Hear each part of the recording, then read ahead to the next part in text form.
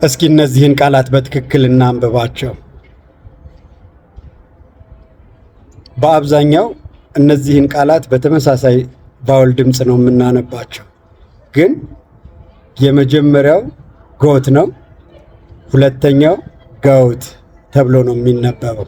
ስለዚህ የመጀመሪያው ሲንግል ኦ ቫውል ነው፣ ሁለተኛው ግን ዲፍተንግ ኦ ነው። ስለዚህ ጎትና ገውት በጣም የተለያዩ ቃላት ናቸው ማለት ነው።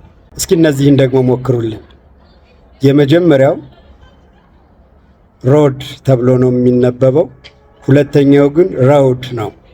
እኛ ሁለቱንም ሮድ ብለን ነው የምናነባቸው በኦ ድምፅ፣ ግን የመጀመሪያው በኦ ድምፅ ነው የሚነበበው፣ ሁለተኛው ደግሞ በኦ ድምፅ። ስለዚህ የመጀመሪያው ሲንግል ኦ ቫውል ነው ያለው፣ ሁለተኛው ግን ዲፍተንግ ኦ ቫውል። ስለዚህ እንደዚህ አይነት ቫውል ኮምቢኔሽንስ ያሉትን ቋንቋ በትክክል መማር ካልቻልን የአብዛኛዎቹን የእንግሊዝኛ ቃላት ፕሮናንሲዬሽን አሳስተን ነው የምናነበው።